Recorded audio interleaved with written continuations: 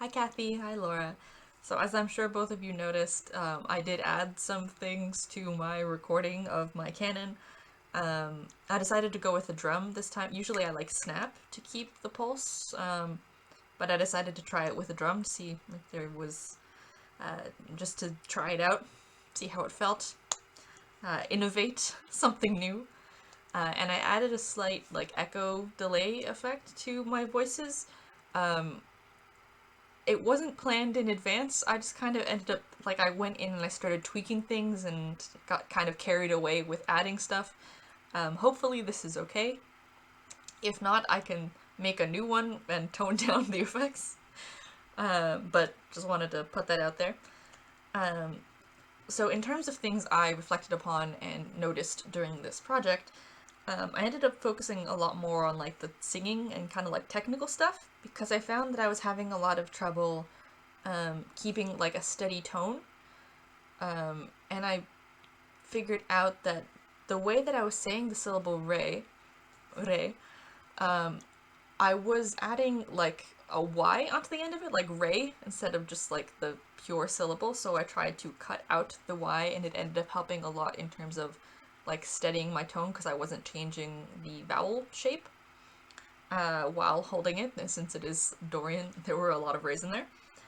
Um, and something else that I had never taken into account before in any of my recordings, which is kind of strange, is to account for the kind of natural dynamics that happen when I sing. Like, um, I'd I'd been trying to make it musical, trying to give it shaping and phrasing. I didn't write in any dynamics, so I just kind of went with whatever was there.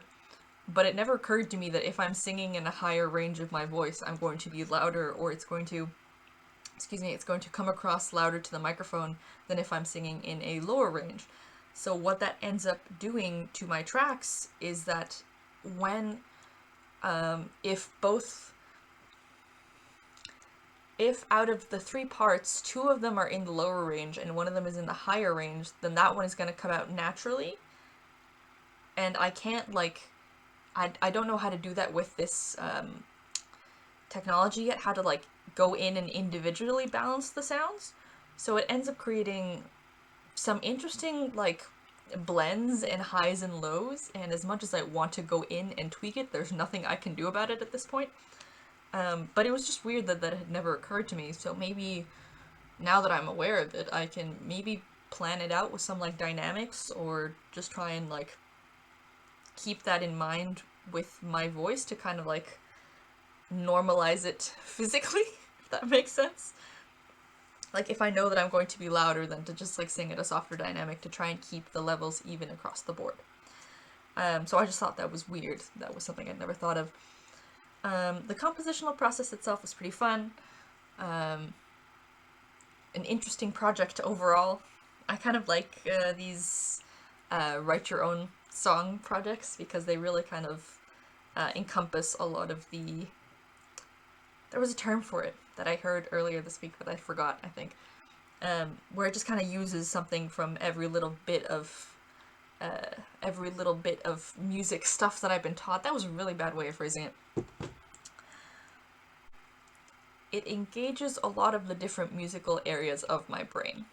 I think that's how I'm going to settle on phrasing it because it uses like the theory and then I have to sing it and the creativity, and I kind of like seeing that all come together into a finished product that we then bring to class.